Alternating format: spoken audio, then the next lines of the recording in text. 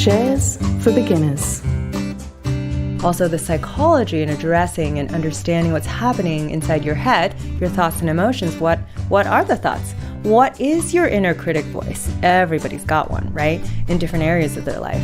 And it very often, like our inner critic, when we're trying to change a habit, is persistently black and white. They're like, you failed, give up. Or you're not the kind of person who can do this. G'day and welcome back to Shares for Beginners. I'm Phil Muscatello. How can behavioural science help change your attitude to money? Why is it so hard to act and think on our personal finances? Joining me today is Lili Sussman, Chief Strategy Officer at Wisr. Hello, Lili. Hello, Phil. Thanks very much for coming along. We've actually been chatting here for about 20 minutes before the interview, so... That's okay. We'll I hope we've still got to start afresh. Yeah, that's right. I hope we've still got something to talk about. Always. Wisr is Australia's first neo-lender and a fintech that builds products, apps and services to help Australians with their money. So before we get into it, tell us a little bit about yourself. Yeah, so I'm originally from China and I moved to the US when I was almost 9. And I went to middle and high school in the Hudson Valley, which is about 90 minutes north of New York City.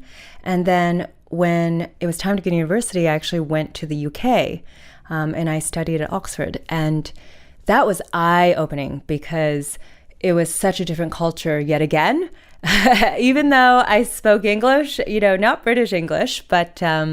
absolutely wonderful and beautiful experience, and kind of gave me a taste for how much I love just being able to experience different cultures and be challenged like that. And, I immigrated to Australia about 8.5 years ago and now have the privilege of being a citizen here. And, it's another eye-opening experience. And I've worked across many countries, Canada, US, UK, China, Australia, and I've done lots of different things. I have a number of different degrees, which means a lot of education that I don't use every day.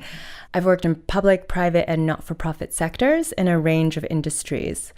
And I think, I'm sort of a generalist.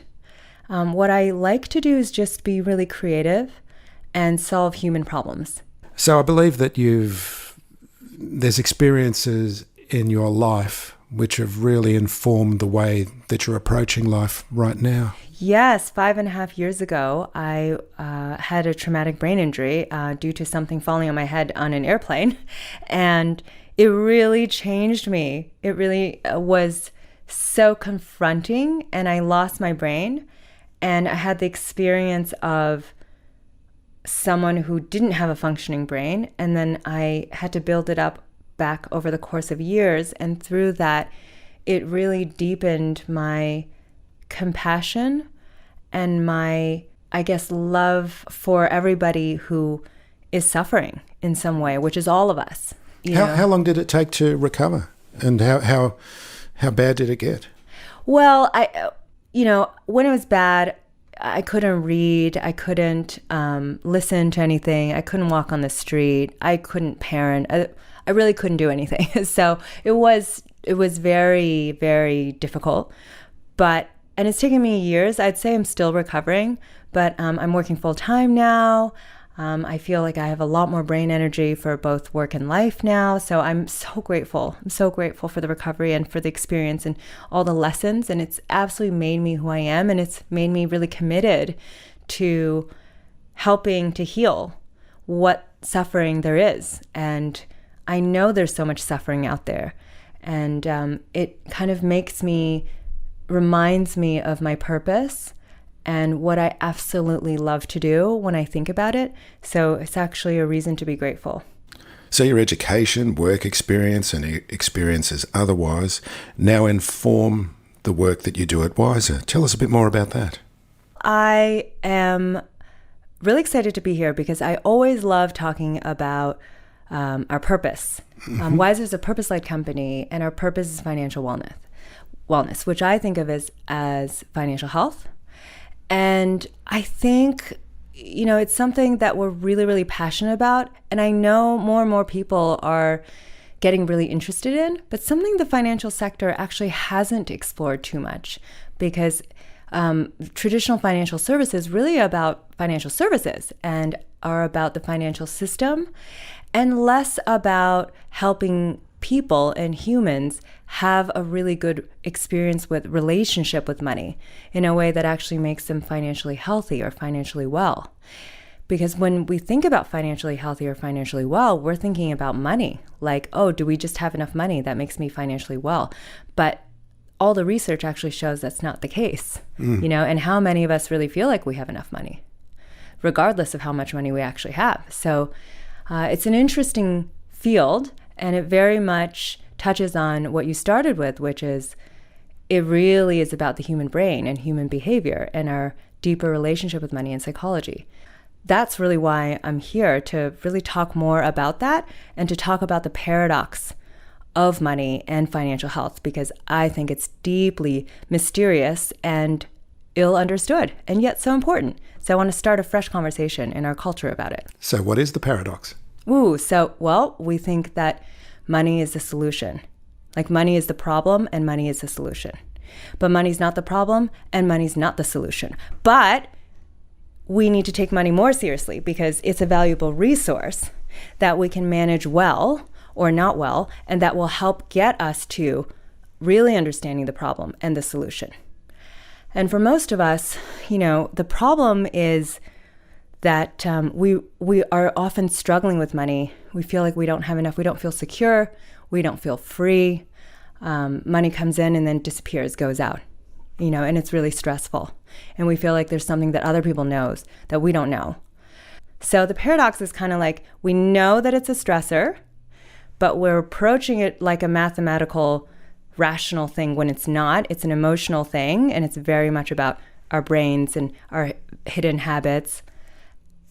And how do we turn that conversation into a spreadsheet's not the answer then? No, there's so much evidence showing that budgeting does not work for the people that it doesn't work for. Really? Is that like weight loss, where people go on a diet and then they put it back on again? The diet is not the solution. Is that the same thing with a budget? Absolutely. So restrictive dieting doesn't work, right? We all have known that. Crash dieting doesn't work. Lots of us have had the experience of, I want to lose weight. I resolve to do something. I join the gym. I start a diet. And I'm excited for one day. The next day I'm sore or I'm hungry and I just give up, a lot of all or nothing thinking. And those approaches don't work. You can't just go in and change something as established as a set of behaviors, saying not exercising or not eating in a certain way. We can't just make that habit change. Like, that's just not how the brain changes.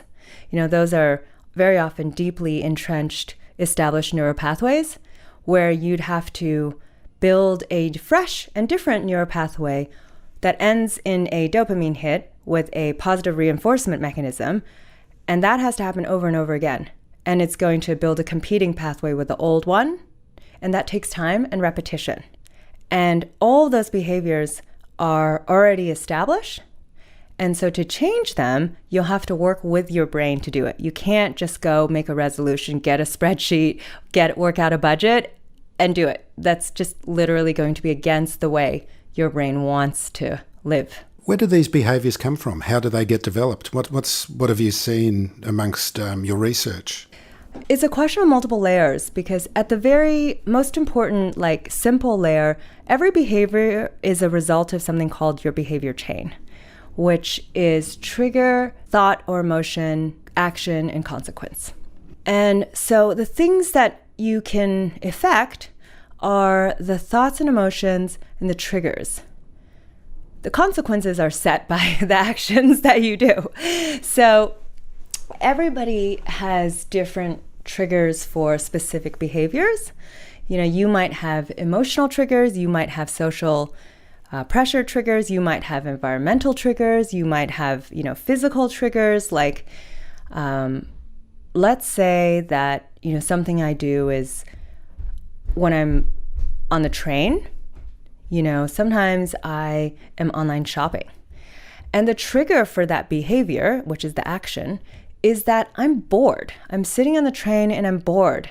And I don't know what to do with myself. And I'm not going through an extensive investigation of my options because this is routinely what I do. It's just my brain's taking the shortcut and I'm doing the habitual thing, which is I'm going to shop. And doing that makes me feel useful. Shopping can feel like a useful thing to do and something that seems like it's a reasonable solution to the problem of boredom. So we develop these habits and then they become unconscious. We don't even know we have them. And then sometimes they just totally kill the wallet. And then you realize that, where did it all go? I worked really hard and I got all this pay, but then where did it all go? And it went to unconscious habits, and it should be unconscious because that's how the brain's designed. So to change that, it's really about building awareness of the behavior chain. And what about parents? People often learn their money behaviours from parents as well, and they become even more deeply ingrained, don't they? Absolutely. So we talked about the behavior chain, which is your triggers, your thoughts and emotions, actions. But where did that come from, right? Why do you have the thoughts and emotions that you do have in response to those triggers? Very often they are learned and they're inherited thoughts and emotions. There are things that we've copied growing up. And again, that's very unconscious because our brains are formed at an early age, and we don't know that they are being formed. So a lot of stuff, as we age and we form our own families of origin, we start having to unpack and investigate the family of origins that we had come from. And said, well, okay, what do I want to keep versus throw out? What's working for me? What's not working for me? And a lot of our money behavior chains and the thoughts and emotions there are inherited. And then when we examine them, we're like, wait a minute, is this really helping me? Is this even me? And very often the answer is no, but you have to go through that process of conscious investigation for that to bubble up. Because otherwise it's there, right? It's unconscious and it's there and you don't even know how it's acting upon your behavior. So what happens? What do you think is the trigger for people? Actually, before we even go on to the next question, I just want to say I want to talk to listeners about why we've got you on a podcast about the share market. But I think people have actually got to get to the stage where they've got enough money to invest. And often they can't even start investing because they don't even have an emergency fund, they don't have any savings, they've got nothing left over because they get to the next week's pay packet and there's nothing left. It's all been spent. So This is a really important point, isn't it, for people to understand before they can actually start to invest? I think it's important for everybody because just because you have money to invest doesn't mean that you don't feel like you need more money. I mean, most of us feel like we're not secure enough yet, like we're not taken care of for life, and we're not as free as we want to be. And there's all these kind of things we'd love to do if we had more money, right?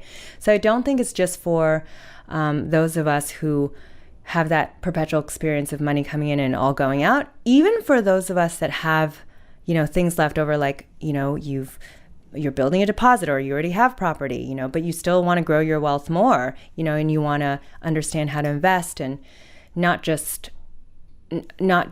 kind of do the basics, but, be even more savvy. I feel like that's everybody and that's really common. And the feeling of stress around money and feeling like, okay, I need more. It's still stressful. How do I get more? Am I going to be happier if I have more? Same persistent issue. So money is kind of just a central problem because even when you have it, you're like, well, what do I do with it? Am I doing the right things with it?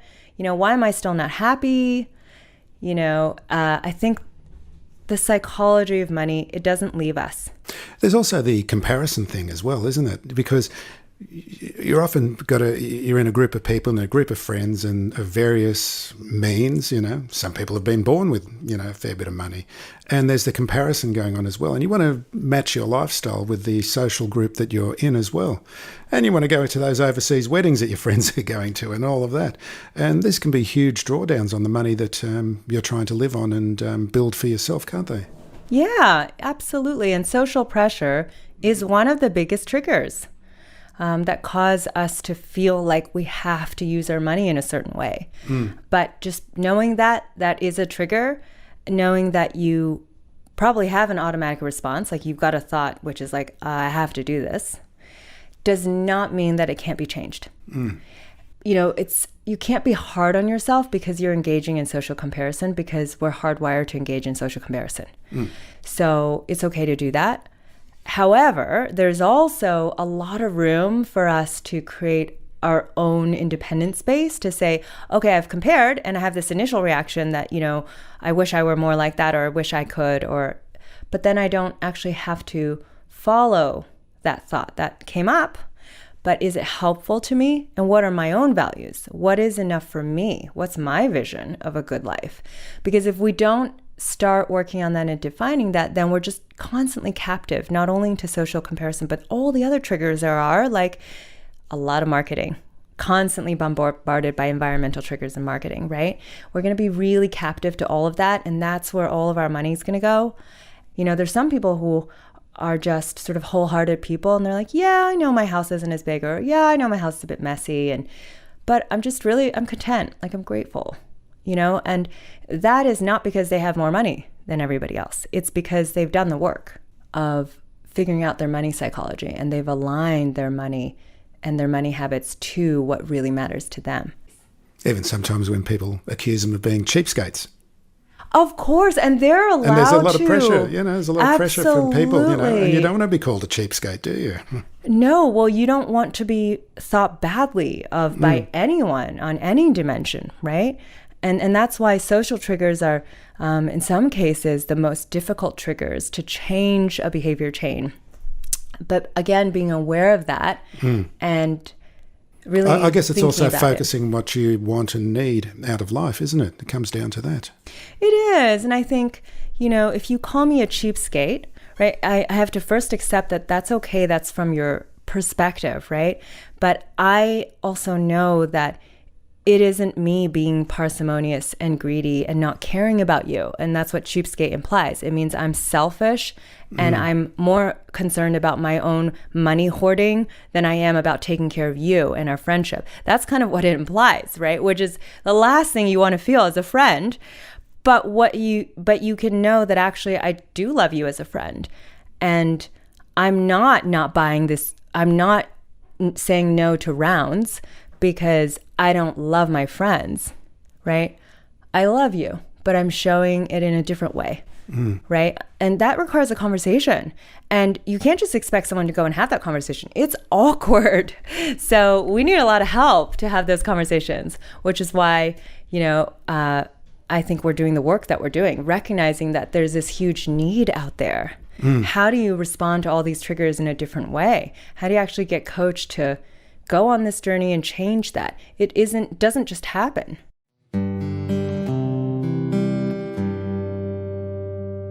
Wisr draws on the research of clinical and research psychologists. How is that information used in the information that you're trying to impart to customers?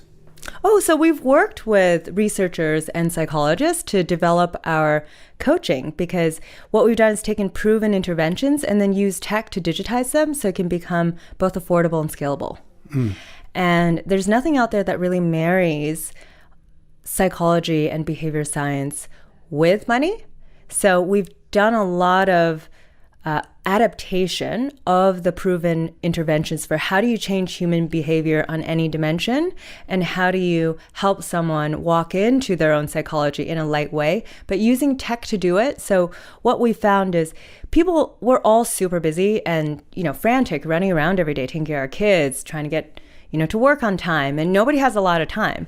So if change is going to be effective, it has to take no time. So it's, you know, we've built it so that the experience of getting coached is only 5 minutes a day, super snappy, you know, and if you skip days, that's okay, because we're all human. I guarantee you will skip days, you know, it's not linear. But there's also using tech and accountability mechanism there. It's always in your phone, you know, you get notifications, like you're reminded, you know it's there. And over time, you develop the habit of using that, just doing your coaching, you know, as part of a routine, like drink my morning coffee, do my coaching, and then it gets in your head, right? It starts changing over time. And then there's all these actions in the app, like we work on one habit at a time. And the biggest habits people come in have said, okay, the first habit I want to work on is how much I use buy now, pay later, or the number of times that I do takeaway, which I just feel like it's too much, or clothes shopping, or buying stuff online, or dining out. And, these are habits that I just feel like it would be better if I maybe scaled them down. But how do you do that? It's really hard. So the app actually supports you to do that and uses the 5 minutes of psychology to do it. So we've digitized the proven science of behavior change, and we've turned it into bite-sized format that uses tech to make it effective and to make it engaging and to make it always with you, so that you've got the step-by-step guidance. You can make money goals a reality. It's not just like a goal-setting workshop, or it's not like confirming that, yes, I would like to buy a house. But it's like, how? How do you actually, what am I going to change in my day-to-day such that that becomes a reality, right? Instead of it being like 10 years away, it becomes 3 years away because I'm making concrete changes. But I can't just make those changes because my brain is on autopilot. It's unconscious. So I really need a lot of help.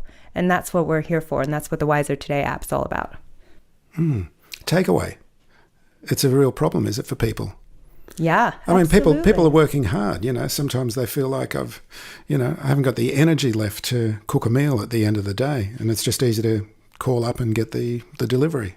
Exactly. Who does? Of course. All of our habits probably evolved to solve a problem. And it's interesting to delve into what that problem is, and are there other ways to solve it that we can practice and then get positively reinforced for that actually feel better. And oftentimes there are, right? But you don't need to go from, okay, I do takeaway every day, to I'm going to start cooking every night. Like that's kind of like trying to go on a crash diet, Behavior change is about baby steps. It's about realistic little baby steps that are positively reinforced. So it's not going to be that, but it could be like, I've resisted one takeaway this week. I've actually, bought a pre-made meal from the grocery store or something else. There's lots of creative ways. So we would work, the guidance in the app, it's interactive. Like you'll sort of work out what works for you. And based on your own triggers, your own psychology, how that habit lives and fits into your life routine, it really needs to work for your everyday. If I never had the habit of going to the gym, right? But my New Year's resolution is I'm gonna sign up for a gym membership and I'm gonna go to the gym. If I try to do more than baby step, like I'm like, I'm energetic today, I've just signed up, I'm gonna do an hour-long class. I'm going to be really sore tomorrow. And maybe I can keep up my motivation and come back tomorrow. But then really I'm sore and I'm done, and I was like, I can't make myself stick to this, forget it, So you can really easily go too hard, too fast. And that's a human tendency because we just want quick results and we're very impatient, right? But again, like that's against how the brain actually wants to change, which is only a little bit at a time, and kind of meandering. And so successful change is really about baby steps and most importantly, celebrating yourself taking baby steps. The problem is that we're really used to all or nothing thinking, black and white thinking. We're like, either I've succeeded or if I haven't, I failed, right? If I'm trying to diet, but I ate fried chicken and beer and now I'm just gonna give up my diet because what's the point? I already ruined it, right? That's black and white thinking. That's like, I've had a slip up and it's ruined. Whereas baby steps is like, yeah, I have fried chicken and beer, but for lunch, I had some veggies. Awesome. Yesterday I didn't have veggies or I had more. Like you got to celebrate the things you are doing and especially the small things as opposed to focus on the things you're not doing or your slip ups because negative reinforcement does not generate behavior change. How does positive reinforcement work in that situation where you're trying to stop yourself from doing a certain behavior? Yeah, so one of the things we built into the app, like we have a habit tracker as one of the features. So we work on one habit at a time. Let's say you're like, you know what? I actually spend a bunch of money buying a couple of coffees a day. And I love my coffee. I don't want to give it up altogether, but maybe I don't need to be buying 4 coffees a day. Like maybe I'll just scale it down a bit, right? That could be a goal for a habit change. So if you're doing that, you really need to have a way of really quickly and easily tracking, okay, I was tempted. And at this moment, I wanted to have a coffee, but I didn't. That is something to be positive reinforced for, right? Whereas if I'm just constantly berating myself for the coffees I did have, that's not gonna make me wanna change. Whereas if somebody's there celebrating me for the fact that I could have, but I didn't, then I'm more motivated to do it tomorrow. So positive reinforcement is about the little things. It's like I was tempted, I noticed it, and then I didn't, and I'm really proud of that. And you've got a reason for being proud of it as well, presumably. Yeah, well, I think our brains tend to be very self-critical. That's right, exactly. Because it's very hard to positively reinforce yourself because we've got that inner dialogue going on all the time telling us how crap we are often. Exactly. So that's why I'm saying also the psychology and addressing and understanding what's happening inside your head, your thoughts and emotions. What are the thoughts? What is your inner critic voice? Everybody's got one, right? In different areas of their life. And it very often, like our inner critic, when we're trying to change a habit, is persistently black and white. They're like, you failed, give up. You didn't do this today, give up. Or you're not the kind of person who can do this. Lots of people come into our user base, have tried out the app, and they're like, yeah, you know what? For the longest time, I've just felt like I'm bad with money, and I have the story that I'm bad with money. Well, that's a persistent thought, and that's your inner critic saying that. So is there an alternative way? And there's a lot of kind of exploration and coaching around even identifying what's the flavor of your inner critic. But then also, what's an alternative? So, and practicing those. So there's so many inner critics, aren't there? Yeah, it's not just one voice, isn't there? There's many of them. And we probably watched our parents' inner critics too. I think we have to be kind toward our own brains, right? The brain is designed to protect us. So a lot of it's like warning, anxiety, danger, keep us safe. So there's a lot of negativity swirling in there, but it doesn't have to be that way. Like you can actively work with your brain and change it. Yeah. You just have to support it and be self-compassionate and self-loving as you do it. And it doesn't have to feel natural, and in fact won't feel natural. That's why you need a 5 minutes coach in your pocket every day, because if you could do it naturally on your own, you already would. We'd all love not to have such a persistent inner critic, and we'd love to support ourselves to achieve and do whatever we want, including any habit change, right? We want that, but that's not what our brains are designed to do. So we all deserve and need that little bit extra of support.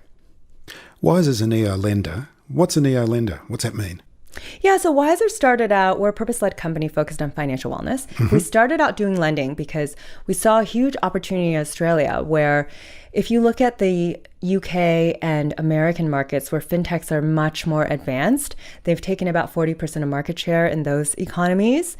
And there's a lot more competition with the big banks there. And in Australia, it's very much still a oligopoly. And that has both strengths and weaknesses. Very strong banking system that's weathered the GFC. So very strong banks, and that's fantastic. That's a really good strength of the financial system here. And big ownership in share portfolios of the banks as well. Big part of the stock market. Yeah, exactly. And, much as we like to bitch about them. They're an important part of the supers portfolios and everybody's retirement and everything. So I think the banks do a fantastic job and are very important to the economy here.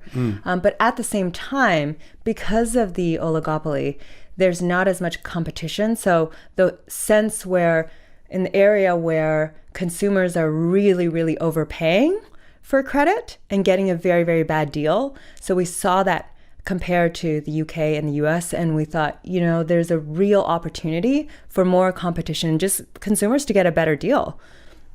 And so we called ourselves a neo-lender because really we're an ethical lender and really thinking about how to make sure that, if someone can't afford it, then they don't get debt that is going to put them in hardship, right? And that's going to kind of cause stress. So I think we take responsible lending really seriously and have always wanted to offer a fairer and smarter alternative to Australians. And that's why we're having this conversation today about financial health, because it's deeper than just financial services.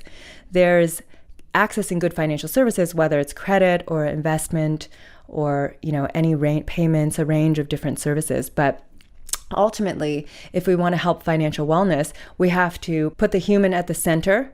And what is the problem here? The problem is that people have a vexed relationship with money and money habits that they like to improve, but that they can't. And so, it's the first money and psychology app that's out there. And we're really hoping that people give it a try. It's very new because there's nothing else like it. So in some ways, it's hard to explain. Yep. But I think... Actually, I've got to admit that I actually got a lot more understanding of it talking to Betsy this morning, who introduced us. Betsy, who's been on the podcast a couple of times, financial coach, who's wonderful. Hello, Betsy. Hi, Betsy. And she was explaining it to me as well because, again, it is a difficult concept to get your head around as well, because we're so used to the idea that a financial institution is just about the numbers and about what you can afford to be loaned, and really is a system for making money within the financial services industry. But you're focusing more on the customer and the people and trying to improve their ability to run their financial lives as well and to understand themselves. Yeah, and I don't even think you need the goal of understanding yourself. I think it's just a simple analogy. Like in health, right? If we're thinking about our health and if we're not well, we want to be healthier. We know that there's some behavior change required, right? We probably have to stop smoking, probably have to eat healthier, might need to, change our exercise levels. Yeah, we all know the basics, don't we? Yeah, exactly, right? Nobody knows the basics in money. It's exactly the same thing. If I want to be financially healthier, I need to change my behaviors, right? But there's just nothing out there. Like what behaviors? Everybody's got a different constellation of money habits. But which ones... What are the ones that I want to work on? How do I work on that? Most of us have the experience of, I have no idea where my money goes. And by the way, the cost of living is really high, right? So I have all these behaviors around money. I don't know what they are. It's very hard to keep track of because they're unconscious. So it's not my fault that I'm not keeping track of it and I don't know, right? It takes very deliberate intervention to change that, to be like, okay, let's pick one habit and then the next habit, we're going to work on one at a time. And then let's use the science of behavior change and actually help you do that. And then start seeing real results. And if we were taking care of our health, we would know immediately that, we need something to help us change our behavior. It's exactly the same thing in money. It's just the culture has completely not woken up to that. So that's the paradox I was talking. We're having a sideways conversation about something else that doesn't really matter. What matters is our health and our financial health, right? Because it's just our lives. And don't be hard on yourselves. Yeah. So if people start using the app, what kind of examples do you have of people saving money? How much money do people save?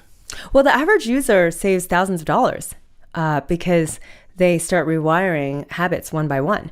And every single habit that we have adds up to thousands over the course of a year. So if you have a $100 a week habit, that's over $5,000 a year.